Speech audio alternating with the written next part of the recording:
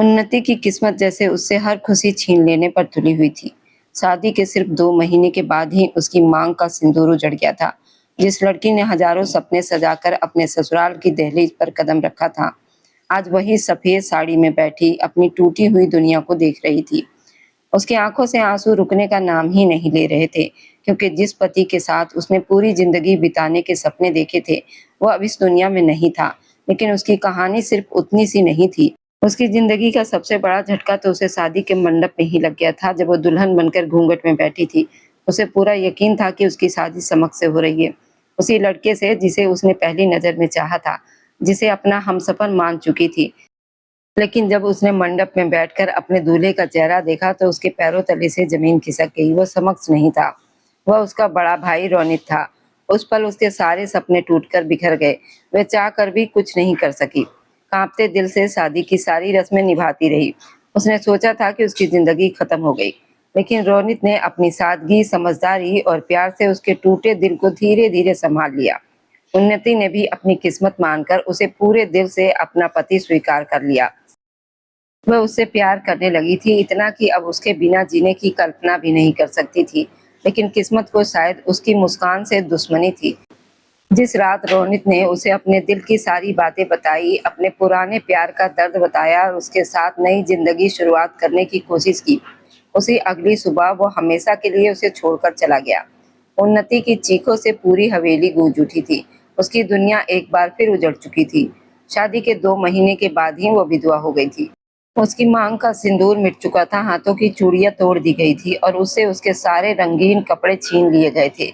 लेकिन उन्नति नहीं जानती थी कि उसकी जिंदगी का असली तूफान अभी बाकी था, क्योंकि उसके पति की मौत के बाद घर वालों ने ऐसा फैसला लिया जिसे सुनकर उसकी रूह तक कांप उठी।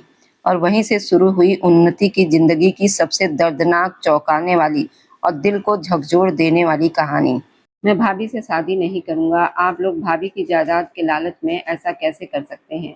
और गुस्से में बोला। वह खुद बहुत काबिल था, करोड़ों का कारोबार संभाल रहा था, लेकिन उसकी भाभी के नाम भी करोड़ों की जमीनें थी।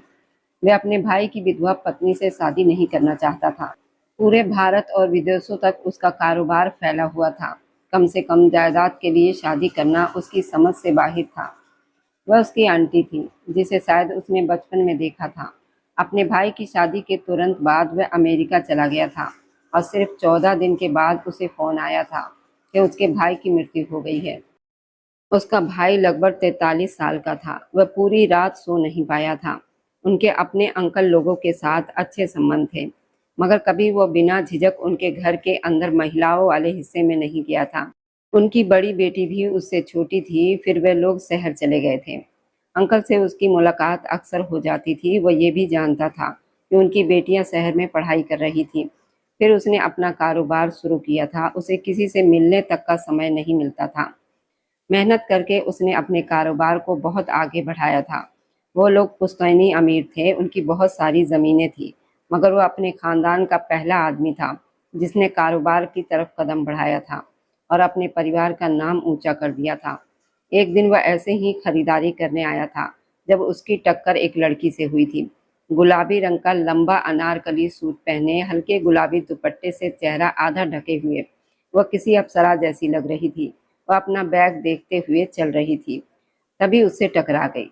समक्ष ने टकराने वाली को देखा, जो टकराने के बाद आंखें उठाकर उसे देख रही थी। काजल लगी गहरी आंखें उसे गुस्से को साफ दिखा रही थी। उस लड़की ने उसे घूर कर देखा। वह तुरंत एक तरफ हो गया, उसे रास्ता दे दिया। वह आगे बढ़ गया, मगर उसकी शख्सियत में कुछ ऐसा था कि वह रुक गया और पीछे मुड़कर देखा। वह अपनी एक सहेली के साथ थी और किसी बात पर उससे बहस कर रही थी।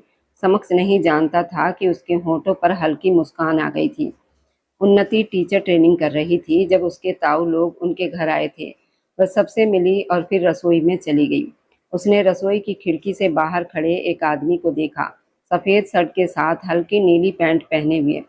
उसने अपने बाल पीछे किए हुए थे, उसका आधा चेहरा देख सकती थी। वह फोन पर किसी से बात कर रहा था। कभी हल्के से अपने पैर जमीन पर रगड़ता, कभी हाथ से इशारा करके बात करता, जैसे सामने वाला उसे देख भी रहा हो। उन्नति ने एक ही पल में उसे पहचान लिया था। वह मॉल वाला लड़का था। तो क्या वह उसके पहचान वाले अंकल का बेटा था? उसे नहीं पता था। उसकी आंखें चमक उठी थी। वह तब तक उसे वहीं से देखती रही जब तक उसने फोन रखना बंद नहीं कर दिया। वह अंदर गया तो उन्नति ने गहरी सांस ली। कोई इतना सुंदर कैसे हो सकता है? उसकी मौजूदगी को वह दूर से ही महसूस कर रही थी। कोई नहीं जानता था कि समक्ष कपूर उन्नति देवराज का पहला किशोर उम्र का प्यार था, जो आकर्षण से प्यार और प्यार से सच्चे प्रेम में बदलने वाला था। उसने अपने कमरे की बालकनी में खड़े होकर उसका इंतजार किया था कि वह कब बाहर निकले और वह उसे देख सके। दोबारा उसने उसे उनकी वापसी के समय ही देखा था। इतने लोगों में सिर्फ एक वही था जो पूरे माहौल पर छाया हुआ लग रहा था। बाकी लोगों में उसका ध्यान किसी और पर गया ही नहीं। समक्ष को महसूस हुआ कि कोई उसे देख रहा है। उसने इधर उधर देखा मगर कोई दिखाई नहीं दिया। सबसे मिलकर वह अपनी रेंज रोवर में बैठा तो उन्नति का दिल तेजी से धड़क उठा। उसके जाने के बाद अपना ही घर उसे शांत सुनसान लगने लगा था। रात को देवराज उसके पास आए थे और बताया कि उनके जान पहचान वालों में से एक लड़के का रिश्ता आया है। उसका दिल एक पल के लिए रुक सा गया। क्या जो इंसान पसंद हो वह इतनी जल्दी मिल सकता है? उसने सोचा। उसने पूरा फैसला अपने पिता पर छोड़ दिया कि जो उन्हें सही लगे वही करें। देवराज उस समय थोड़ा परेशान थे क्योंकि उनकी बेटी सिर्फ 21 साल की थी और लड़का उससे काफी बड़ा था। मगर उनके परिवार में ये परंपरा चली आ रही थी। वह इस वजह से मना भी नहीं कर सकते थे क्योंकि लड़का अच्छे परिवार का और जाना पहचाना था।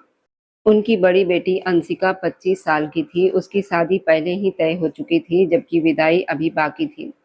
रिश्ता तय होने के कुछ दिनों के बाद रोका और सगाई की रस्म हुई थी, जिसमें समक्ष शामिल नहीं था। मगर उन्नति को भरोसा था वे लोग शादी से पहले अपने गांव वापस जा रहे थे। जब उमा देवी ने कहा कि शादी की खरीदारी यहीं से कर ली जाए। उमा अपनी दोनों बेटियों के साथ मॉल आई हुई थी। मम्मी, आपको जो खरीदना है आप खरीद लीजिए, मैं तो कुछ पीने जा रही हूँ, आप बहुत थका देती हैं। वह झुझलाकर बोली। उमा जानती थी कि अब वह नहीं रुकने वाली, इसलिए उन्होंने उसे जाने दिया और वह मॉल से निकलकर सड़क पार कर रही थी। तभी एक तेज रफ्तार गाड़ी से टकराते टकराते बची। गाड़ी चलाने वाले ने जोर से ब्रेक लगाया था। अंदर बैठा व्यक्ति गुस्से में बाहर निकलने ही वाला था, लेकिन जैसे ही उसकी नजर उन्नति पर पड़ी, वह कुछ पल के लिए वहीं ठहर गया। फिर उसे सुनाने के लिए वो बाहर निकला था। उन्नति ने समक्ष को देखा ही नहीं था, इसलिए उसी पर गुस्सा हो रही थी। देखिए, ये आपकी गलती है, मैं तो सड़क पार कर रही थी। आपको दूर से देखकर ही गाड़ी की रफ्तार कम कर लेनी चाहिए थी, जो कि आपने नहीं की। इसका साफ मतलब है कि गलती आपकी है। वह अपना गिरा हुआ बैग उठाते हुए तेज तेज बोल रही थी। जब वो सीधी हुई, उसने नजर उठाकर देखा तो उसके शब्द वहीं रुक गए। आपको तो मुझसे माफी? उसकी जुबान जैसे रुक गई। समक्ष ने उसे चुप होते हुए देखा। वह आज अलग कपड़ों में थी, मगर उसके दुपट्टा ओढ़ने का तरीका वही था और उसकी काजल लगी गहरी आंखें भी वही थी। वह एक पल में उसे पहचान गया था। मुझे माफ कीजिए, समक्ष ने कहा तो उन्नति की आंखें हैरानी से फैल गई। फिर वह आगे बढ़ गई। समक्ष ने अपने सिर पर हाथ फेरा। वह आज भी उससे उसका नाम नहीं पूछ पाया था। उन्नति कॉफी का गिलास लेकर वापस आई थी। वह मॉल से भी कॉफी खरीद सकती थी, मगर बाहर एक दुकान की कॉफी उसे बहुत ज्यादा पसंद थी। पूरे हफ्ते उन्होंने शादी की खरीदारी की थी और फिर वे लोग अपने गांव के लिए निकल गए थे। गांव के प्रवेश द्वार पर ही उनका स्वागत किया गया था। आज वे लाल और सुनहरी कढ़ाई वाली साड़ी में थी। उसकी उंगली में पन्ने की अंगूठी थी। उसने एक हाथ से अपना पल्लू संभाल रखा था। वे लोग अपनी हवेली पहुंचे थे। बाद में मम्मी और पापा तय की गई दूसरी हवेली में गए थे। वे लोग कुछ उपहार लेकर आए हुए थे। समक्ष को भेजा गया था कि खाना इधर से उधर पहुंचा दिया जाए और कुछ सामान भी भेजना था। मम्मी, आपने मुझे नौकर बना रखा है, वह बोला। वह सुबह से ऑनलाइन मीटिंग में भी व्यस्त था। ऊपर से मम्मी कभी ये काम तो कभी वो काम बता रही थी। तुम्हारे भाई की शादी है, इतने में ही थक गए? उसकी मम्मी मुस्कुराकर बोली। लेकिन ये काम नौकर भी तो कर सकते हैं। उसने शिकायत की। बेटा, अपने घर के काम अपने ही करते हुए अच्छे लगते हैं, खासकर जब बहू बेटियों की बात हो। इस बात पर उसने चुपचाप सिर हिलाया और उठकर खड़ा हुआ। अच्छा बताइए, किसके हाथ भेजना है? मैं गाड़ी में इंतजार करता हूँ। उनकी मम्मी ने नौकर के साथ सामान भेजा, जबकि अंकल और आंटी उनके घर में पहले से ही मौजूद थे। लगभग 15 मिनट के बाद वह अंकल की हवेली पहुंचा था। गेट से गाड़ी अंदर लाकर उसने गैराज में खड़ी की थी। फिर दरवाजा खटखटाया और सामान निकाला। दरवाजा अंशिका ने खोला था। समक्ष उसे देखकर मुस्कुराया। नमस्ते। अंशिका ने मुस्कुराकर उसका स्वागत किया। मम्मी ने कुछ सामान भेजा है, वो मुस्कुराते हुए बोला तो अंशिका ने कुछ सामान पकड़ लिया। दोनों लिविंग रूम में आए और सामान मेज पर रख दिया। उन्नति जो अपने ध्यान में लिविंग रूम की तरफ आ रही थी, किसी पुरुष की आवाज सुनकर रुक गई। उसने जल्दी से अपनी साड़ी का पल्लू चेहरे पर ठीक किया। अंशिका उससे बात कर रही थी। समक उससे बता रहा था कि वह आजकल क्या काम करता है। उन्नति अपना मोबाइल लेने आई थी। समक्ष ने किसी लड़की को लिविंग रूम में आते देखा। उसने काले और मैरून रंग की कढ़ाई वाली साड़ी पहन रखी थी। उसका पल्लू चेहरे पर हल्का सा था, जैसे वो उसे संभाल रही हो। उसके हाथ में नीले पन्ने की अंगूठी थी। समझ को तुरंत मॉल वाली लड़की याद आ गई, मगर वह यहाँ कैसे हो सकती थी? यही सोचकर उसने अपनी नजरें नीचे कर ली। ये उन्नति है, अंशिका ने मुस्कुराते हुए कहा। समझ को समझ नहीं आया कि वह उसे क्यों बता रही थी। अंशिका अभी कॉलेज के आखिरी साल में थी और टीचर ट्रेनिंग कर रही थी। उन्नति को उससे मिलकर अच्छा लगा था। अपने ही घर में समक्ष को देखकर वह खुशी से भर गई थी। उसके दिल की धड़कनें तेज हो गई थी। वह रसोई के दरवाजे की ओर से उसे देख रही थी। जब वो जाने के लिए उठा तो उसका दिल तेजी से धड़कने लगा। आज वे काले कुर्ते और सफ़ेद पजामे में था, जो उसके लंबे कद पर बहुत अच्छा लग रहा था। तब तक वह उनकी हवेली से चला नहीं गया। उन्नति उसे छिप छिप कर देखती रही। अंशिका से सारी बातें जानने के बाद वह खुद ही मुस्कुराती रही। वह बहुत अच्छा इंसान है, तुम्हें हमेशा खुश रखेगा। उसके गालों की लाली देखकर अंशिका ने उसे गले लगा लिया था। मैं तुम्हारे लिए बहुत खुश हूँ। वो मुस्कुराते हुए अपने कमरे में आई। शीशे के सामने खड़े होकर उसने अपनी साड़ी का पल्लू चेहरे पर रखा और शर्माते हुए गोल गोल घूमने लगी। फिर वह बिस्तर पर गिर गई कि उसका नाम समक्ष था। ये अब वह जानती थी। वह उसके बारे में सोचते हुए मुस्कुरा रही थी। अपनी किस्मत पर उसे बहुत प्यार आ रहा था। उसकी शादी एक हफ्ते के बाद थी। ये सोचकर उसका दिल खुशी से झूम उठा था कि उसकी शादी उसी इंसान से होने वाली थी जिसे वो मन ही मन पसंद करने लगी थी। एक हफ्ता शादी की तैयारियों में कैसे निकल गया उसे पता ही नहीं चला। जब उसे शादी के मंडप में ले जाया जा रहा था तो उसने अपने घूंघट के अंदर से समझ को देख लिया था। वह तो सामने ही बैठा था, भाग दौड़ करके शादी का सारा सामान इधर से उधर संभाल रहा था। यानी वह जो सोच रही थी वैसा नहीं था। फिर उसकी शादी किससे हो रही थी? उसके मन में अजीब सवाल भावनाएं उठने लगी थी। वह बहुत डरे हुए कदमों से मंडप में पहुंची और पंडित जी ने शादी की रस्में शुरू कर दी। उसने शादी की हर रस्में कांपते हाथों और लड़खड़ाते कदमों से पूरी की। मांग में सिंदूर भरते समय वो बहुत ज्यादा घबरा रही थी। उसके बाद 7 फेरे हुए। फेरों के समय भी वो जैसे बेहोशी में चल रही थी। वह अब तक यही सोच रही थी कि उसकी शादी समक्ष से हो रही है। जब देवराज ने उसका कन्यादान किया तो वो बहुत ज्यादा परेशान थी। उसने गहरी सांस ली, आंखें बंद कर ली। सफेद कुर्ता पजामा, हल्की क्रीम कलर की शॉल और पारंपरिक जूते पहने वह इतना आकर्षक लग रहा था, किसी की भी नजर उस पर ठहर जाए। अब सब लोग बारी बारी उससे मिल रहे थे। लड़कियों ने उसे खूब छेड़ा भी था। कुछ समय के बाद उसकी विदाई हो गई और वह अपने ससुराल आ गई। समक्ष को उसी समय जरूरी काम से कनाडा जाना पड़ा था और वह परिवार के कुछ लोगों के साथ चला गया था। उसका कमरा फूलों से सजाया गया था। उसके लिए सुंदर सेज तैयार थी। घूंघट पीछे हटाकर वह बिस्तर पर बैठ गई। थोड़ी देर के बाद दूल्हे की कमरे में एंट्री हुई। वह शर्म और झिझक में नजरें उठाकर देख भी नहीं सकी। दरवाजा बंद करके वह उसकी तरफ बढ़ा। बिस्तर पर बैठी दुल्हन को देखकर वह कुछ पल के लिए रुक गया। वह बेहद खूबसूरत लग रही थी। वह उससे बहुत छोटी थी। रोनित के दिल में अचानक दर्द उठा। वह धीरे धीरे उसके पास आया। उन्नति के दिल की धड़कनें तेज हो गई। वह आराम से उसके पास बैठ गया। वह लगभग 43 साल का आदमी था, लेकिन अपनी शख्सियत और आकर्षक की वजह से इतना बड़ा नहीं लगता था। उसके दाढ़ी और बालों में हल्की सफेदी थी, जो उसे और भी प्रभावशाली बना रही थी। नमस्ते। उसके ऐसा कहते ही उन्नति ने झुकी आंखों से हल्का सा सिर हिला दिया। अभी भी उसमें उसे देखने की हिम्मत नहीं थी। उसने अपनी जेब से एक छोटा डिब्बा निकाला और उसमें से अंगूठी निकालकर उसके सामने रख दी। आप सच में बहुत सुंदर हैं और ये छोटा सा तोहफा आपके लिए। उसकी आवाज बहुत शांत और गंभीर थी। उन्नति ने नजर उठाकर उसे देखा। वह समक्ष जैसा ही दिखता था, लेकिन वह समक्ष नहीं था। उसकी दुनिया जैसे एक पल में बदल गई थी। ये क्या हो गया था? मैं रोनित हूँ। उसने अपना परिचय दिया था, लेकिन उन्नति ने कोई जवाब नहीं दिया। रोनित कुछ पल चुप रहा। उसे फिर से रोने जैसा चेहरा बनाते देखकर उसने दोनों हाथ ऊपर कर दिए। माफ कीजिए, मेरा इरादा आपको रुलाने का बिल्कुल नहीं था। आप आराम से कपड़े बदल लीजिए, अगर कुछ खाना है तो बताइए, मैं मंगवा देता हूँ। वह शांत स्वर में बोला। उन्नति धीरे से उठी और कपड़े बदलने चली गई। लगभग आधे घंटे के बाद जब वो वापस आई तो उसकी आंखें रोने की वजह से सूज चुकी थी। रोनित भी कपड़े बदलकर आ चुका था। बिना कुछ कहे वह सोफे पर तकिया रखकर सोने की तैयारी करने लगा। उन्नति मन ही मन भगवान का धन्यवाद करके बिस्तर पर बैठ गई। उसे अपनी तरफ देखते हुए पाकर रोनित दोबारा बोला, वैसे आपको नहीं लगता कि जब कोई अपना परिचय दे तो सामने वाले को भी अपना परिचय देना चाहिए?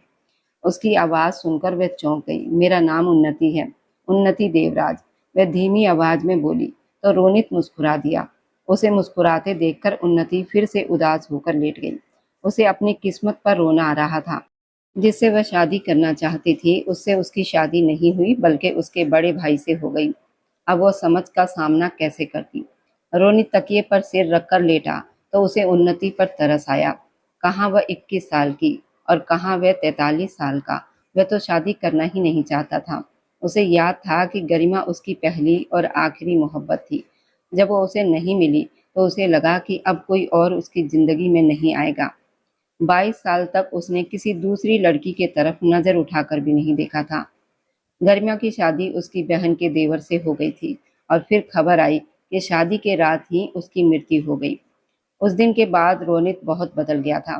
क्या किस्मत ने अब उसे गरिमा की जगह उन्नति दी थी? वह यही सोचते सोचते सो गया। उन्नति की आंखों से पूरी रात नींद गायब रही। वह चुपचाप रोती रही। सुबह रोनित जल्दी उठ गया। उन्नति की नींद खराब ना हो इसलिए उसने लाइट नहीं जलाई। वह नहाकर पूजा करने चला गया। उन्नति भी जाग चुकी थी। उसने उसे मंदिर में भगवान के सामने हाथ जोड़कर पूजा करते देखा तो उसके दिल में दर्द उठा। क्या वह अपने पति को नजरअंदाज करके किसी और के बारे में सोच रही थी? क्या वह सही कर रही थी? रोनित के पूजा खत्म करने के बाद उन्नति भी मंदिर में गई और प्रार्थना की। जब वो वापस आई तो कुछ देर के बाद सो गई। सुबह 7 बजे वह दोबारा उठी। घर में सब लोग साथ बैठकर नाश्ता करते थे। उसकी नंद ने उसके कपड़े निकालने में मदद की और चली गई। वो तैयार हुई और अपनी साड़ी का पल्लू अच्छे से सिर पर रख लिया। रोनित अपने कुर्ते के बटन बंद करते हुए शीशे में उसके पीछे दिखाई दे रहा था। फिर उसे कुछ याद आया और वो मुड़ा। उसने अंगूठी का डिब्बा लाकर ड्रेसिंग टेबल पर रखा। इसे पहन लीजिए वरना सब सवाल करेंगे, वह बहुत शांति से बोला। उन्नति को गुस्सा आया मगर उसने खुद को रोक लिया। वह उसके साथ नीचे आई।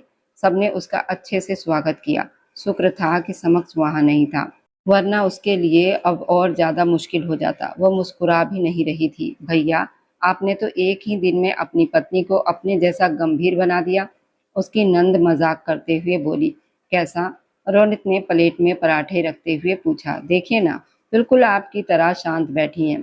रोनित ने उन्नति की तरफ देखा जो चुपचाप बैठी थी। उसने कुछ नहीं कहा। भगवान बुरी नजर से बचाए। माँ जी की आवाज सुनकर उन्नति का मन रोने को हुआ। उसने तय कर लिया कि अब उसे अपनी सोच से समक्ष को निकालना होगा। अब उसका एक पति था और वही उसका सच था। धीरे धीरे वह बहुत शांत रहने लगी थी और ये बात सबने महसूस भी की थी। रिसेप्शन के बाद वह अपने मायके आई थी।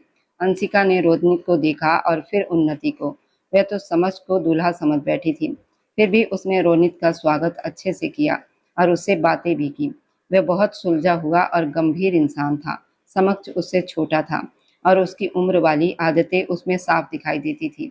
मगर रोनित की समझदारी ने अंशिका को प्रभावित किया था। फिर भी उसे लगा था कि उन्नति के लिए वो बहुत बड़ा है, क्योंकि उन्नति समक्ष को पसंद करती थी। उसने उन्नति को समझाने की कोशिश की मगर वह इस बारे में बात ही नहीं करना चाहती थी। थोड़ी देर रोने के बाद वह अपने कमरे में चली गई। रोनित के कमरे में आने से पहले ही वो कपड़े बदलकर लेट चुकी थी। जब वो कमरे में आया तो वह जाने क्या सोच रही थी। उन्नति, उसने पुकारा तो वह उसकी तरफ देखने लगी। रोनित को उस पर तरस आया और खुद पर गुस्सा भी। अपने माता पिता को खुश करने के लिए उसने उसकी उम्र की लड़की की जिंदगी उलझा दी थी। हालांकि वहां कम उम्र की लड़कियों की बड़े उम्र के पुरुषों से शादी होना आम बात थी, लेकिन वह अलग सोच रखता था। एक गिलास पानी पिला दोगी? वह धीरे से बोला और सोफे पर बैठ गया। वह उठ गई और पानी का गिलास उसे दिया। जैसे ही उसने एक हाथ से गिलास पकड़ा और वह मुड़ने लगी, रोनित ने उसका हाथ पकड़ लिया। उन्नति ने मुड़कर उसे देखा। उसकी आंखों में कोई भावना नहीं थी। रोनित ने धीरे धीरे पानी पिया, फिर गिलास साइड टेबल पर रखा और उसे अपने पास बैठने का इशारा किया। उसका हाथ अब भी उसके हाथों में था। वह उसके पास बैठ गई। कमरे में हल्की रोशनी थी। कुछ पल दोनों ऐसे ही बैठे रहे। मुझे माफ कर दो, रोनित के मुंह से निकला। उन्नति ने चौंक कर उसे देखा। आप माफी क्यों मांग रहे हैं? वह नजरें झुकाकर बोली, बस मुझे लगा कि मांग लेनी चाहिए, मुझे नहीं लगता। अच्छा, ये भी ठीक है। वह हल्का सा मुस्कुराया। उन्नति ने उसे देखा और जवाब में हल्की सी मुस्कान दे दी। मुस्कुराया करो, अच्छी लगती हो। ये सुनकर वह शर्म से सिमट गई। मुझे पता है तुम्हारे साथ गलत हुआ है। तुमने कभी सपने में भी नहीं सोचा होगा कि तुम्हारी शादी किसी इतने बड़े आदमी से हो जाएगी। वह धीरे से बोला, आप इतने बड़े भी नहीं हैं। उन्नति जल्दी से बोली, अच्छा, तुम्हें नहीं लगता? लेकिन मुझे तो लगता है। ये उनकी पहली खुलकर हुई बातचीत थी। उसने अपना दूसरा हाथ भी उन्नति के हाथ पर रख दिया। अब उसका हाथ उसके दोनों हाथों में था। वह उसे अपनापन दे रहा था। उसने उसके दुपट्टे से बाहर आई बालों के लटों को धीरे से कान के पीछे किया। उन्नति घबराकर वहां से उठ गई। आप बिस्तर पर सो जाइए। रोनित ने उसकी तरफ देखा। आप हमारे घर आए हैं और सोफे पर सो रहे हैं, अच्छा नहीं लगता। उसने अपनी बात पूरी की। ये तुम्हारा भी घर है और मैं यहाँ ठीक हूँ, चिंता मत करो। रोनित तकिया ठीक करके लेट गया। उन्नति भी कंधे उचकाकर सोने चली गई। अब उनकी थोड़ी बहुत बातें होने लगी थी। रोनित उसे खुद बुलाता था। इतनी नरमी से बात करता था कि उन्नति को कभी कभी लगता था अगर वह समझ को पसंद ना करती तो शायद रोनित से प्यार हो जाता। उसकी शादी का 5वां दिन था जब माँ जी ने उसे बुलाया। तुम रोनित को खुश नहीं रखती हो क्या? उन्होंने बातों बातों में पूछा था। क्या मतलब? उन्नति सच में समझ नहीं पाई थी। मतलब ये कि ऐसा नहीं लगता कि तुम लोगों की नई शादी हुई है। और उर्वशी बता रही थी कि उसने सोफे पर तकिया देखा था। क्या तुम दोनों अलग अलग जगह सोते हो? ये सुनकर उन्नति ने हैरानी से उन्हें देखा। माँ जी, ये हमारा निजी मामला है। मुझे लगता है आपको इसमें नहीं बोलना चाहिए। वह गुस्से में बोली। तभी माँ जी गुस्से भरी आवाज में आई, खबरदार जो मुझसे इस लहजे में बात की। और क्यों मेरा मामला नहीं है? मेरे बेटे को खुश रखना तुम्हारा फर्ज है। उन्नति उनकी बात अनसुनी करके जाने लगी। ए लड़की, खबरदार जो मेरी बात के बीच में उठकर गई। किसी ने तमीज नहीं सिखाई? नहीं, नहीं सिखाई। उसका सिर दर्द से फटता जा रहा था। तभी अचानक जो हुआ उसकी उसने कल्पना भी नहीं की थी। माँ जी ने उसे जोरदार थप्पड़ मार दिया। शादी के 5वें दिन मिला पहला थप्पड़। वह हैरानी से कुछ बोल ही नहीं पाई। अब जाओ यहाँ से, और मुझे कल मेरे बेटे के चेहरे पर खुशी चाहिए। उसके लिए तुम्हें जो करना पड़े करो। उन्नति अपने कमरे में आ गई। उसकी जिंदगी में कभी किसी ने उस पर हाथ नहीं उठाया था। इस थप्पड़ ने उसे अंदर तक तोड़ दिया था। रात को रोनित अपनी जमीनों के काम से वापस आया। कमरे में आते ही उसने उसे बिस्तर पर बैठा देखा। जैसे ही उसने नमस्ते कहा, वह जल्दी से उठ खड़ी हो गई। सब ठीक है? उसके लहजे में हल्की सी परेशानी साफ महसूस हो रही थी। उन्नति ने नामे सिर हिला दिया। खाना खाते समय भी रोनित उसे परेशान देख रहा था। सोने से पहले उसने एक बार फिर पूछा, लेकिन उन्नति बालों में कंघी करते हुए फिर किसी गहरी सोच में खो गई थी। रोनी धीरे धीरे चलता हुआ उसके पीछे आकर खड़ा हो गया। उन्नति ने यह भी महसूस नहीं किया। उन्नति उसकी आवाज सुनकर चौंकी। हैरानी से उसे देखने लगी। सब ठीक है? उसने उसका चेहरा अपनी तरफ करते हुए पूछा, लेकिन उन्नति ने कोई जवाब न दिया। वो बस उसे देखती रही। रोनित ने उसके बाल कान के पीछे करने के लिए हाथ बढ़ाया तो उन्नति ने अचानक अपना चेहरा पीछे कर लिया, जैसे उसे लगा हो कि वह उसे मारने वाला है। रोनित को चिंता हुई। तुम बिस्तर पर सो जाना। उसकी आंखों से आंसू निकलने को तैयार थे। किसी ने कुछ कहा है? इस सवाल पर उसने किसी मासूम बच्चे की तरह नामे सिर हिला दिया। रोनित को वह उस पल बहुत मासूम और प्यारी लगी। वह आगे बढ़ा और उसने उन्नति को अपने सीने से लगा लिया। उन्नति के आंसू बिना रुके उसके कुर्ते में समाने लगे। कुछ नहीं हुआ, मैं हूं ना, रो मत। वह उसे धीरे से सहला रहा था। उस पल उन्नति कुछ देर के लिए ये भी भूल गई कि कभी उसकी जिंदगी में समक्ष भी था। रोनित ने झुककर उसके सिर पर अपने होंठ रख दिए। शादी के बाद अपनापन अपने आप बनने लगता है, और अब उन्नति उसकी पत्नी थी। वह बस उसे अपनेपन का एहसास देना चाहता था। उन्नति ने भी अपने हाथ उसके चारों तरफ लपेट लिए। रोनित को हैरानी हुई। उसका एक हाथ उन्नति के सिर के पीछे था, दूसरा उसके कंधे पर। वह उससे छोटी थी, इसलिए उसके कंधे तक ही आती थी। अभी भी थप्पड़ का असर उसके चेहरे पर था। मुझसे कोई प्यार नहीं करता। काफी देर के बाद उन्नति की धीमी आवाज उसके कानों में पड़ी। ऐसा नहीं कहते। वह उसे समझा रहा था। पता नहीं दोनों कितनी देर ऐसे ही खड़े रहे और उन्नति रोती रही। तुम्हारी आंखों में तो पूरा समंदर है, कितना रोती हो तुम? उसके ये कहते ही उन्नति जल्दी से पीछे हट गई। अच्छा सॉरी। वह हल्का सा मुस्कुराया। उसका कुर्ता सीने तक भीग चुका था। जब उन्नति पीछे हटी और रोनित अपना तकिया फिर से सोफे पर रखने लगा। आप बिस्तर पर सो जाइए, उन्नति ने कहा तो रोनित ने ना में सिर हिला दिया। मुझे कोई परेशानी नहीं है, प्लीज आप बिस्तर पर सो जाइए। रोनित जानता था वह कभी उन्नति के साथ वैसा रिश्ता नहीं बना पाएगा। गरिमा उसे आज भी बहुत याद आती थी, लेकिन उन्नति के लिए उसके दिल में एक नरम जगह बन चुकी थी। वह तकिया उठाकर बिस्तर पर ले आया। वह सोने के लिए लेटा तो उन्नति लाइट बंद करके आई। अब कमरे में हल्की सी रोशनी थी। काफी देर तक नींद न आने के बाद उसने रोनित को देखा। वह भी अब तक जाग रहा था। उन्नति करवटें बदलती रही, मगर उसे नींद नहीं आ रही थी। रोनित ने अपना हाथ उसकी तरफ बढ़ाया। उन्नति ने उसे देखा। फिर उसने इशारे से कहा कि वो अपना सिर उसके हाथ पर रख दे। पहले वह झिझकी, फिर धीरे से सिर रख दिया। उन्नति पहले उसके हाथ पर सिर रखकर लेटी थी।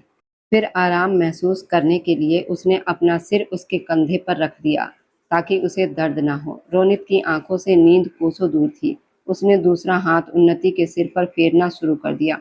कुछ ही पलों में उन्नति सो गई। रोनित के होठों पर हल्की मुस्कान आ गई। उसे गरिमा याद आने लगी। खेतों में उसका मिलना, उसके आगे आगे चलना, रोनित का पीछे हाथ बांधकर मुस्कुराते हुए उसे देखना। दोनों ने एक दूसरे से कितने वादे किए थे। रोनित, अगर तुमने मुझे मुंह दिखाई में हीरे की अंगूठी नहीं दी तो मैं जिंदगी भर तुमसे बात नहीं करूंगी। गरिमा की बात याद करके वो मुस्कुराया। अरे गरिमा, तुम जो मांगो हीरा तुमसे ज्यादा कीमती है क्या? उसकी इस बात पर गरिमा शर्मा गई थी। अच्छा बताओ कैसी अंगूठी चाहिए?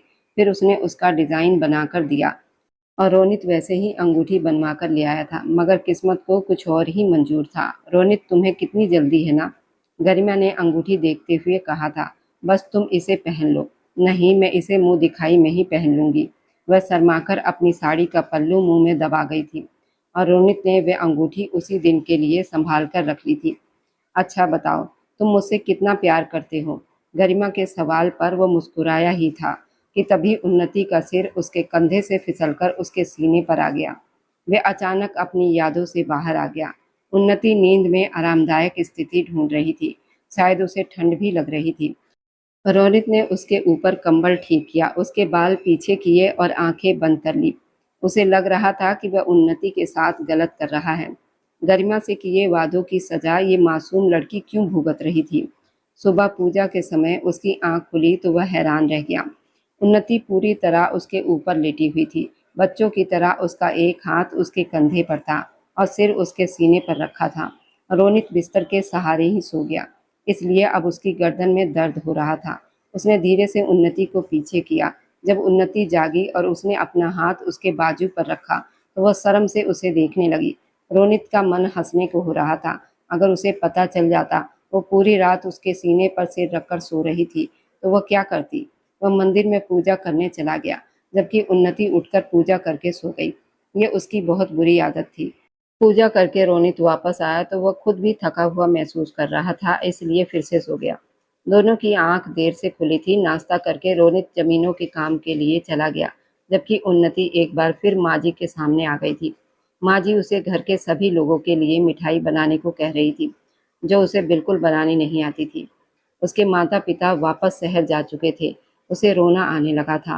फिर उसे बहुत सारे लोगों के लिए मिठाई बनानी थी। उसने उमा को फ़ोन करके मिठाई की विधि पूछी और फिर उसी तरह बनाना शुरू किया।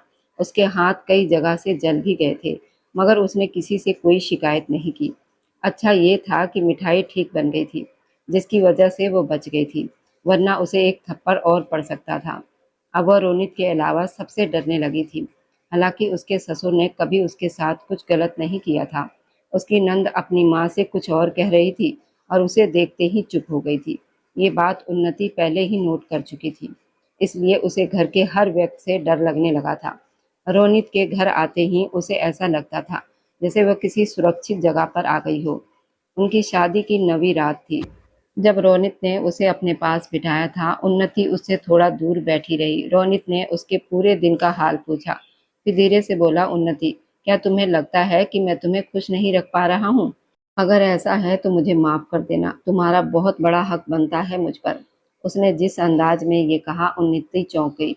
मुझे माफ कर देना अगर मैंने तुम्हारा दिल दुखाया हो। उन्नति ने तुरंत नाम में सिर हिला दिया। वह तो उसके साथ हमेशा बहुत अच्छा था। उसके होते हुए वो खुद को सुरक्षित महसूस करती थी। चलो आज मैं तुम्हें एक कहानी सुनाता हूँ। रोनित हल्का सा मुस्कुराया। एक लड़का था रोनित और एक लड़की थी गरिमा। दोनों एक दूसरे से बहुत प्यार करते थे, इतना कि शायद तुम सोच भी नहीं सकती। फिर उसकी शादी किसी और से हो गई। हमने जो सपने साथ में देखे थे सब टूट गए। मैंने बहुत कोशिश की थी उसे अपना बनाने की, लेकिन उसके घर वाले नहीं माने। वह कुछ पल के लिए चुप हो गया। उन्नति का दिल दर्द से भर गया। वह इतना अच्छा इंसान था और उसे भी इतना बड़ा दुख मिला था। फिर गरिमा की शादी हो गई और पता है उसका दिल मुझसे दूरी सहन नहीं कर पाया और उसी रात उसकी मौत हो गई। उसकी आवाज़ से साफ लग रहा था वह कितने दर्द से ये सब कुछ कह रहा था। उन्नति उसके बिल्कुल पास आकर बैठ गई और अपना सिर उसके कंधे पर रख दिया। हम दोनों ने साथ जीने मरने की कस्में खाई थी, मगर देखो वो मुझसे पहले चली गई और मैं वहीं का वहीं रह गया। लेकिन मैंने आज तक अपना वादा निभाया। मैंने किसी और से शादी नहीं की, मगर आखिर में मम्मी पापा की जिद के आगे हार गया। उन्होंने बहुत कोशिश के बाद मेरी शादी करवा दी और इस तरह गरिमा से किया हुआ एक और वादा टूट गया। वह दर्द भरी हंसी हंसा। तुम्हें पता है यहाँ बहुत दर्द होता है। उसने अपना हाथ अपने दिल पर रखा। उन्नति ने भी अपना हाथ उसके दिल पर रख दिया, जो बहुत तेज धड़क रहा था। मुझे वो बहुत याद आती है। वह तुम्हारी तरह थी, बहुत शरारती, जिद्दी।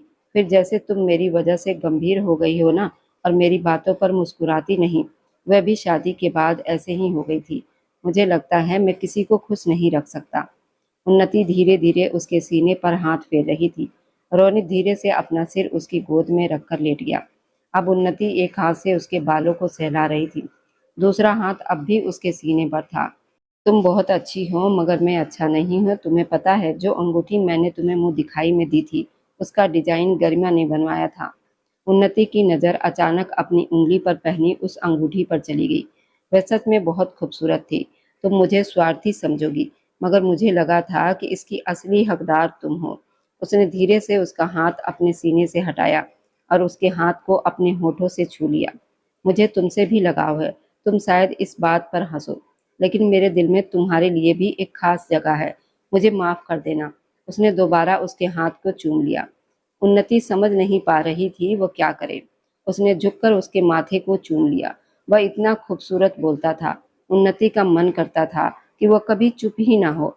तुम भी कुछ बोलो ना, रोनित ने कहा। उन्नति धीरे से बोली, आप बोलते हुए बहुत अच्छे लगते हैं। उसके ये कहते ही रोनित के होठों पर गहरी मुस्कान आ गई। गरिमा भी यही कहती थी। उसके जाने के बाद मैंने बोलना ही कम कर दिया। मुझे किसी और को अच्छा नहीं लगना था। फिर उसने अचानक पूछा, क्या तुम्हें बुरा लग रहा है? उन्नति ने तुरंत नाम में सिर हिला दिया। उन्नति को महसूस हुआ कि उसे हल्का बुखार है और उसे तेज हिचकियाँ भी आ रही थी, मगर वह उसकी गोद से सिर नहीं उठा रहा था। मुझे लगता है मैं बहुत बुरी हूँ।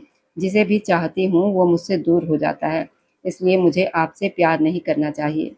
उन्नति की आंखें भर आई। ऐसा मत कहो। रोनित ने फिर वही बात दोहराई जो वो हमेशा उसे कहा करता था। फिर वह उसे उसके सपनों के बारे में पूछता रहा। वो क्या करती थी, क्या बनना चाहती थी। उन्नति ने उसे बताया वह एक सफल बिजनेस वूमेन बनना चाहती है। यह सुनकर रोनित मुस्कुराया। उन्नति, मैंने अपने नाम की सारी जमीन तुम्हारे नाम कर दी है। उसके कागज दराज में रखे हुए हैं। अब वो सब तुम्हारा है। तुम उसके साथ जो चाहो कर सकती हो। उन्नति ने बहुत मना किया था, लेकिन रोनित ने उसकी एक नहीं सुनी। बात करते करते उसकी आंखें भरने लगी। उसकी सांसें गहरी हो गई थी। उन्नति को लगा वह सो गया है, और सच में वो सो चुका था। उसने उसे नहीं जगाया। वह जानती थी कि उसे बहुत मुश्किल से नींद आई होगी। उसे गरिमा से हल्की जलन भी हो रही थी। रोनित उससे इतना प्यार करता था कि उसकी मौत के इतने साल के बाद भी उसी की यादों में जी रहा था। किसी दूसरी लड़की की तरफ उसने कभी नजर उठाकर नहीं देखा था। उन्नति झुककर उसके माथे को चूम उठी। फिर वह उसके चेहरे के एक एक भाव को देखती रही। वह सच में बहुत आकर्षक और गहरी शख्सियत वाला इंसान था। उसके लिए तो जान भी दी जा सकती थी। उन्नति उसी के बारे में सोचते हुए सोफे से सिर टिकाकर बैठी रह गई। उसे बिल्कुल अंदाजा नहीं था कि सुबह उठने के बाद उसकी जिंदगी पर कैसी बिजली गिरने वाली है। रोनित रोज सुबह पूजा के समय उससे पहले उठ जाता था, मगर आज वह नहीं जागा था। उन्नति की कमर दर्द करने लगी थी। उसने रोनित को जगाने की कोशिश की, मगर वह हिला तक नहीं। उसने उसके बाल ठीक किए, उसकी पेशानी ठंडी लग रही थी। उसने उसका हाथ भी हिलाया, मगर वह नहीं जागा। उन्नति का दिल बहुत तेजी से धड़कने लगा। रोनित, सुबह हो गई है, उठ जाइए। वह उसे झकझोर रही थी, मगर वह सुन सकता तो जरूर उठ जाता। उन्नति की आंखों से आंसू बहने लगे, फिर भी वह उसे सहलाती रही और जोर जोर से आवाज लगाती रही। उसकी नंद आवाज सुनकर कमरे में आई। भाभी, क्या हुआ? आप ऐसे क्यों चिल्ला रही है? वह घबराकर बोली। तुम्हारे भैया उठ नहीं रहे, उन्हें उठाओ प्लीज। उन्नति रोते हुए बोली। उसकी नंद भाग कर आई, मगर रोनित नहीं उठा। अब उसका दिल जो सच बता रहा था उसे वो मानना नहीं चाहती थी। उसकी नंद भागकर अपने मम्मी पापा को बुला लाई। सुबह होते होते पूरे घर में रोना शुरू हो गया था। सब लोग टूट गए थे। लोग रोनित को उन्नति की गोद से उठाकर बिस्तर पर लिटाना चाहते थे, मगर उन्नति उसे छोड़ ही नहीं रही थी। बहुत मुश्किल से उसे अलग किया गया। रोनित को बिस्तर पर लिटा दिया गया। हर आंख नम थी। उसकी नंद ने भागकर समक्ष को फोन किया। इतनी सुबह घर से फोन आने पर वो घबरा गया। बहन के रोने की आवाज सुनकर उसकी बेचैनी और बढ़ गई। भैया, रोनित भैया बात नहीं कर रहे। क्या हुआ रोनित भैया को? भगवान के लिए बताओ, मेरा दिल बैठा जा रहा है। वह घबराकर बोला। उनकी मौत हो गई है। ये सुनते ही उसने फोन हाथ से गिरा दिया और फूट फूट कर रो पड़ा। उन्नति तो रोनित के सिरहाने से उठ ही नहीं रही थी। उसे अब तक विश्वास नहीं हो पा रहा था रात को वो उससे बात कर रहा था और अब हमेशा के लिए चुप हो गया था। धीरे धीरे उनकी हवेली लोगों से भरने लगी। सब लोग शोक में डूबे हुए थे। समक्ष उसी रात शहर से वापस आया था। उसे कुछ दिन बाद लौटना था, मगर उसका सबसे प्यारा भाई उसे इतनी जल्दी छोड़कर कैसे जा सकता था। वह घर पहुंचा तो भाई का पार्थिव शरीर सामने रखा था। औरतें रो रही थी। उन्नति सफेद साड़ी में चेहरा ढके बस लगातार रोई जा रही थी। उसने रोनित का एक हाथ कसकर पकड़ा हुआ था, जिसे उसकी सास कई बार छुड़ाने की कोशिश कर चुकी थी, मगर वह फिर पकड़ लेती थी। उसे अब महसूस हो रहा था कि वह समक्ष को लेकर जो सोचती थी वह सिर्फ आकर्षक था। असली प्यार तो उसे रोनित से हुआ था, जो शांत था मगर दिल की गहराइयों में उतर चुका था। अंतिम संस्कार के बाद उसे एक कमरे में बंद कर दिया गया, ये कहकर कि अब उसे विधवा के शोक के नियम निभाने होंगे। उसके हाथों की चूड़ियां उतार दी गई, मांग का सिंदूर साफ कर दिया गया। रंगीन कपड़ों की जगह उसे सफेद कपड़े पहनाने को कह दिए गए।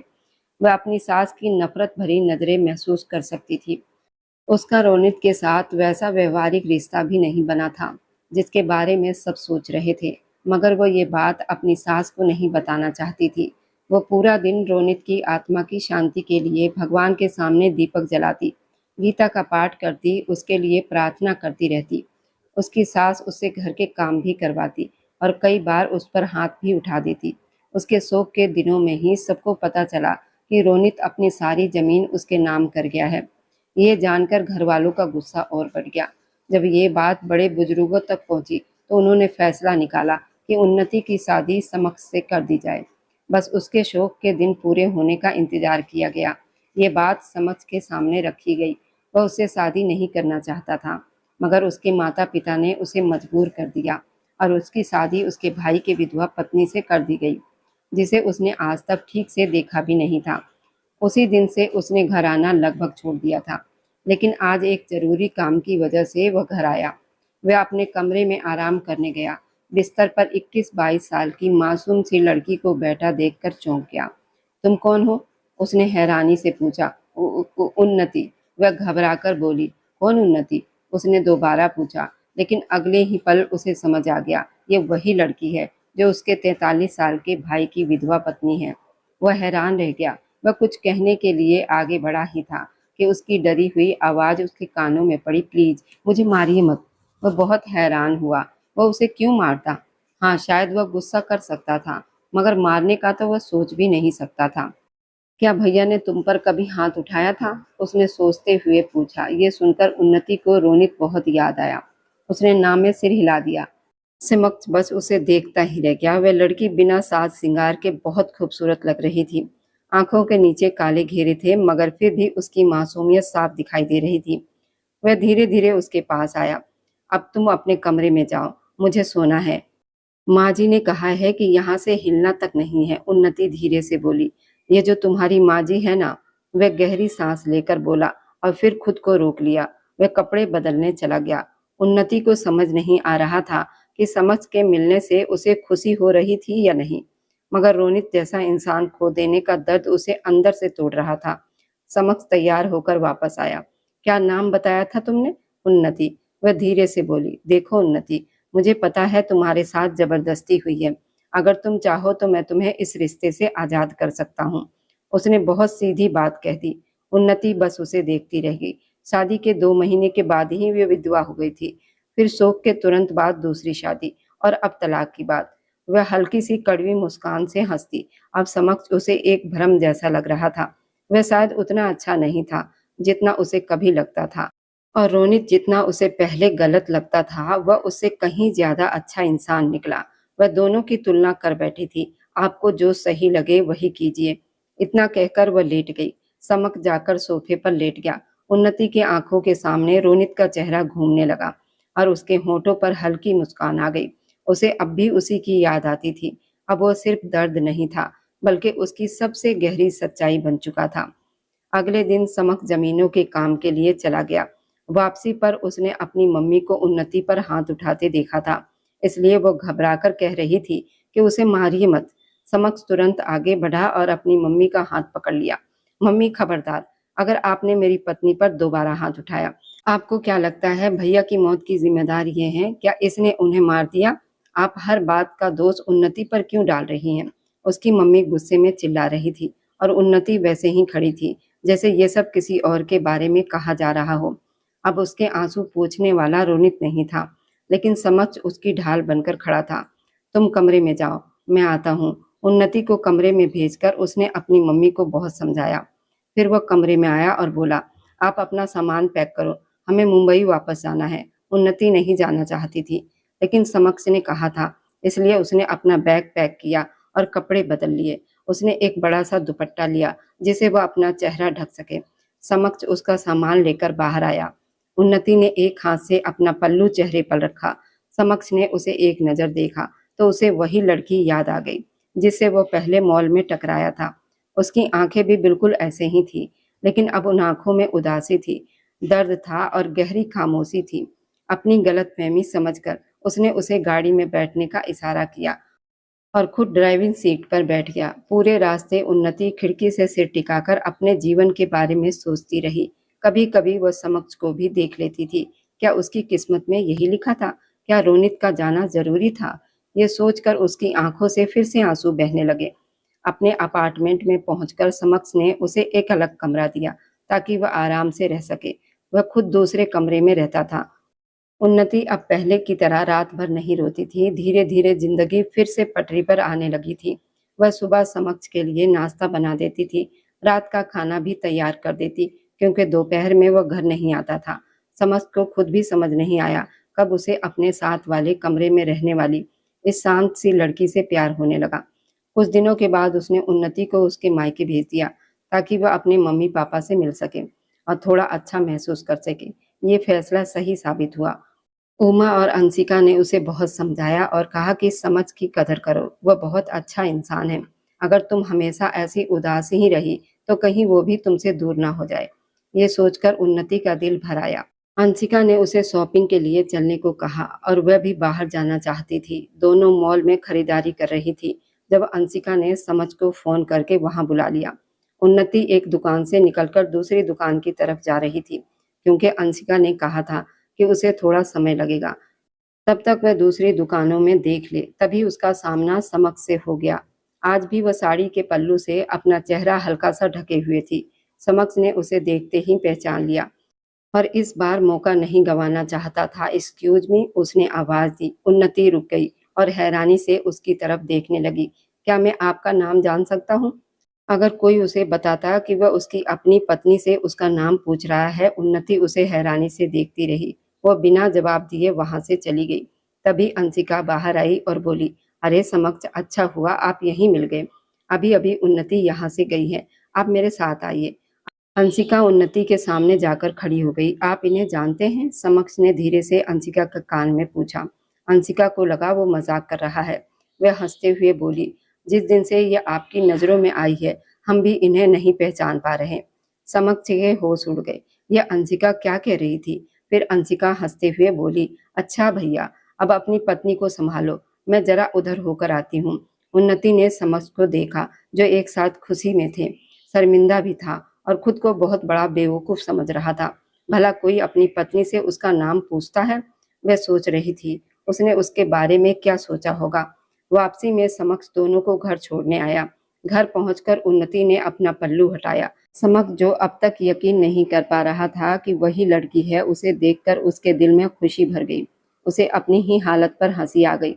जिस लड़की को वह शहर भर में ढूंढ रहा था, वह तो उसके अपने ही घर में थी। जब उमा को और अंशिका को खरीदारी का सामान दिखा दिया गया तो समक्ष ने उन्नति को चलने के लिए कहा। उन्नति ने हैरानी से उसकी तरफ देखा तो वो मुस्कुराकर बोला, अरे श्रीमती जी, आपको 4 दिन मायके में क्या रहने दिया? आप तो अपना असली घर ही भूल गई। जिस अंदाज में उसने ये बात कही, उसे सुनकर उमा और अंशिका हंस पड़ी, जबकि उन्नति उसे गुस्से से देखने लगी। समक्ष मुस्कुराकर बोला, धन्यवाद आंटी, मेरी पत्नी को फिर से मुस्कुराना सिखाने के लिए। उसकी आवाज़ सुनते ही उन्नति तुरंत उठ खड़ी हुई। इससे पहले कि वह कुछ और कहता, उसने खुद ही कहा, चलिए। समक्ष मुस्कुराया, लेकिन मजाक करते हुए बोला, अगर आप ऐसे ही गुस्सा करती रहीं तो मैं सच में इस दुनिया से चला जाऊंगा। उसकी ये बात सुनते ही उन्नति के चेहरे पर अचानक गंभीरता छा गई। रोनित की याद उसके दिल को फिर से दर्द से भर दिया। समक्ष तुरंत संभल गया और बोला, ओके सॉरी, मैं सिर्फ मजाक कर रहा था। फिर वह चुपचाप उसे अपने साथ लेकर वहां से चला गया। उन्नति को लगा शायद समक्ष उसकी बात से नाराज हो गया था। घर पहुंचकर वह चुपचाप अपने कमरे की तरफ जाने लगी। तभी समक्ष ने उसका हाथ पकड़कर अपनी तरफ खींच लिया। कहाँ जा रही है श्रीमती जी? वह सीधे उसके सीने से जा लगी। दोनों की धड़कनें बहुत तेज थीं। उन्नति ने हकलाती आवाज में कहा। कमरे में शर्म से उसकी पलकें झुक गई थी। समक्ष को उसका ये रूप बहुत प्यारा सा लगा था। उसका दिल कई बार कह चुका था कि उन्नति वही लड़की है, लेकिन वह मानने को तैयार ही नहीं था। उसने उसे अपनी बाहों में और करीब करते हुए कहा, कमरा इधर है, आप उधर कहाँ जा रही थी? उसके दोनों हाथ उन्नति के कमर पर थे, जबकि उन्नति के दोनों हाथ उसके सीने पर टिके हुए थे। जवाब तो दो। उसे उन्नति को परेशान करके मजा आ रहा था। उन्नति धीरे से बोली, क्या जवाब दूं? समक्ष मुस्कुराया, अच्छा ऊपर तो देखो। उन्नति ने धीरे से नजर उठाई। समक्ष उसकी धड़कन अपने सीने पर साफ महसूस कर सकता था। उसने गंभीर आवाज में कहा, तुम्हें पता है, तुम्हारी आंखें बहुत प्यारी है। उन्नति शर्माते हुए बोली, बस बातें बनानी आती है आपको? समक्ष उसके लाल चेहरे को देखकर मुस्कुरा दिया। वह थोड़ा झुका और उसके गाल पर हल्का सा चुंबन दे दिया। उन्नति आंखें बंद किए वैसे ही खड़ी रही। कुछ पल के बाद उसने खुद को संभाला और उसकी बाहों से निकलते हुए बोली, मैं कपड़े बदल लूं? समक्ष ने मुस्कुराकर उसे जाने दिया। थोड़ी देर के बाद उन्नति हल्के गुलाबी रंग का कुर्ता, ढीला पैजामा पहनकर बाहर आई। दुपट्टा उसके गले में था। चेहरा धोने के बाद वो बिल्कुल ताजा लग रही थी। समक्ष मोबाइल हाथ में लेकर बैठ गया और बोला, अच्छा सुनो, आज रात हम मूवी देखेंगे। उन्नति ने कंधे उचकाए। समक्ष खुश होकर बोला, तय रहा, मैं कुछ खाने का सामान भी मंगवा लेता हूँ। वो मोबाइल में व्यस्त हो गया। उन्नति सोफे पर बैठ गई। उसे खुद पर बहुत गर्व हो रहा था। जिसे वह चाहती थी वही अब उसका जीवन साथी था। उसने अपने हाथ की तीसरी उंगली को देखा, जहां अब भी रोनित की दी हुई अंगूठी थी। वह उसे उतारना नहीं चाहती थी, इसलिए उसने उस अंगूठी को अपने लॉकेट में संभाल कर रख लिया था। काफी देर के बाद समक्ष कमरे में आया तो उसने उन्नति को चुपचाप बैठे देखा। उसने उसे पुकारा और कहा, तुम्हें किसी ने बताया है कि तुम चुप रहो तो अच्छी नहीं लगती? तुम बोलती हुई तो ज्यादा अच्छी लगती हो। उन्नति उसकी अजीब बात सुनकर बस उसे देखती रह गई। समक्ष ड्रेसिंग टेबल के सामने खड़ा अपने बाल ठीक कर रहा था और शीशे से उसे ही देख रहा था। उन्नति चोरी चोरी उसे देख रही थी। तभी वो मुस्कुराकर बोला, तुम सामने से भी देख सकती हो, ऐसे चोरी चोरी क्यों देख रही हो? तुम्हारा ही पति हूँ, खुलकर देखो। उसकी चोरी पकड़ी गई थी। जिस अंदाज में समक्ष ने कहा था, उसे वह शर्म से लाल हो गई। वह तुरंत बोली, मैं क्यों चोरी चोरी देखूंगी? मुझे कोई ऐसा शौक नहीं। समक्ष हंस पड़ा और बोला, झूठ मत बोलो, शादी से पहले भी ऐसे ही चोरी चोरी देखती थी। उन्नति हैरान होकर बोली, आपको किसने कहा? मैं बिल्कुल नहीं देखती थी। समक्ष हंसते हुए बोला, अंशिका ने बताया था। उन्नति ने गुस्से में कहा, ऐसा कुछ नहीं था, मैं नहीं देखती थी। समक्ष ने मजाक में कहा, चलो बोलो, झूठ बोलने वालों को कौवा काटे। उन्नति उसकी बात सुनकर हैरान रह गई। समक्ष जोर से हंस पड़ा। उन्नति गुस्से में वहां से जाने लगी तो उसने उसका हाथ पकड़ लिया। अच्छा बाबा, नाराज मत हो, तुम्हारी इन आंखों में मेरे लिए नाराजगी अच्छी नहीं लगती। फिर उसने गंभीर होकर कहा, एक बात बताऊं, जब मैंने तुम्हें पहली बार देखा था ना, मुझे तुम्हारी आंखों से ही प्यार हो गया था। उन्नति तुरंत बोली, अच्छा तभी आप उन आंखों को पहचान नहीं पाए और मॉल में अपनी ही पत्नी से उसका नाम पूछ रहे थे। उसने भी बदला ले लिया था। समक शर्मिंदा होकर अपने बालों में हाथ फेरते हुए बोला, मुझे कई बार लगा था कि तुम वही हो, लेकिन मैं मानने को तैयार नहीं था। उन्नति बोली, अगर मैं वो लड़की नहीं भी होती तब भी आपकी पत्नी तो थी ना, जैसा आप चाहते हो वैसा ही होता। उसकी बात सुनकर समक्ष हल्का सा मुस्कुराया, फिर वह धीरे से झुका और उसके होठों को चूम लिया। उन्नति ने अपनी बाहें उसकी गर्दन में डाल दी, जबकि समक्ष ने उसे और करीब कर लिया। दोनों कई पलों तक एक दूसरे में खोए रहे। तभी दरवाजे की घंटी बजी तो उन्नति जल्दी पीछे हट गई। समक्ष बड़बड़ाया, इस डिलीवरी वाले की तो मैं, और दरवाजा खोलने चला गया। रात को दोनों ने साथ बैठकर मूवी देखी। जब सोने का समय आया तो उन्नति बिस्तर पर बैठी थी। जैसे ही समक्ष दूसरी तरफ बैठने लगा, उसने जल्दी से तकिया उठा लिया, जैसे समक्ष ने तुरंत पकड़ लिया। वह बोला, मैं आज सोफे पर नहीं सोने वाला। उन्नति ने उसे छेड़ते हुए कहा, क्यों, सोफे पर क्या दिक्कत है? समक्ष मुस्कुराया और बोला, अच्छा बताओ, तुम आज मेरे सोफे पर बैठी थी ना? उन्नति ने अनजाने में हाँ में सिर हिला दिया। समक्ष तुरंत बोला, तो इसका मतलब मैं भी तुम्हारे बिस्तर पर सो सकता हूँ। समक्ष जीतने वाले अंदाज में बोलकर बिस्तर पर बैठने ही वाला था, तभी उन्नति जल्दी से बोली, नहीं, आप फिर भी यहाँ नहीं बैठ सकते। उसकी ये सीधी बात सुनकर समक्ष ने मजेदार सा चेहरा बनाया और बोला, अच्छा मतलब तुम मेरे सोफे पर बैठ सकती हो, लेकिन मैं तुम्हारे बिस्तर पर नहीं बैठ सकता। वह कुछ पल उसे देखकर बोला। उन्नति बिना उसके अगले इरादे को समझे मुस्कुराकर बोली, बिल्कुल। अगले ही पल समक्ष उसकी तरफ बढ़ा और उसे अपनी बाहों में उठा लिया। उन्नति घबराकर मना करती रही, उसे हल्के से मारती भी रही, लेकिन समक्ष हंसता हुआ उसे उठाकर सोफे तक ले आया और आराम से वहां लिटा दिया। फिर खुद भी उसके पास बैठ गया। मुस्कुराकर बोला, इसका मतलब ये हुआ, अब तुम मेरे साथ मेरे सोफे पर सो सकती हो। उन्नति बस उसे देखती रह गई। वह मन ही मन में सोच रही थी, ये कितना चालाक है। अब समक्ष उसका सिर अपनी गोद में रखे बैठा था। कभी वो अपने बचपन की बातें बताता, कभी अपने बिजनेस के किस्से सुनाता, कभी उससे उसके सपनों के बारे में पूछता। बीच बीच में वह उसका हाथ पकड़ लेता, उसके माथे को चूम लेता। जब उन्नति कुछ बोलती तो वह उसे बहुत प्यार से देखता रहता। उन्नति को अब महसूस होने लगा था कि जिंदगी ने उससे बहुत कुछ छीनने के बाद उसे फिर से जीने की एक खूबसूरत वजह दे दी है। उसके जीवन के कठिन दिन धीरे धीरे पीछे छूट रहे थे। समत के साथ बिताया हर पल उसकी दुनिया को और सुंदर बना रहा था। अब उसकी जिंदगी सच में एकदम खूबसूरत लगने लगी थी। और अब जाते जाते बस दिल से एक छोटी सी गुजारिश है, आप जहाँ कहीं से भी मेरी वीडियो देख रहे हैं, कमेंट में अपने शहर और राज्य का नाम जरूर लिखिए। आपके कमेंट मेरे लिए किसी अनमोल तोहफे से कम नहीं होते। और जो लोग अपना कीमती समय देकर मेरी कहानियों को देखते और लाइक शेयर करते हैं, उन सबका मैं दिल से धन्यवाद करती हूँ। अगर आज की कहानी ने आपके दिल को छुआ हो तो वीडियो को लाइक करें और अपने दोस्तों तक जरूर पहुँचाएं। और हमारे इस छोटे से परिवार का हिस्सा बनने के लिए चैनल को सब्सक्राइब करना ना भूलें, क्योंकि आपका हर सब्सक्राइब मेरे लिए आपका प्यार और भरोसा है। फिर मिलेंगे एक नई भावनाओं से भरी कहानी के साथ।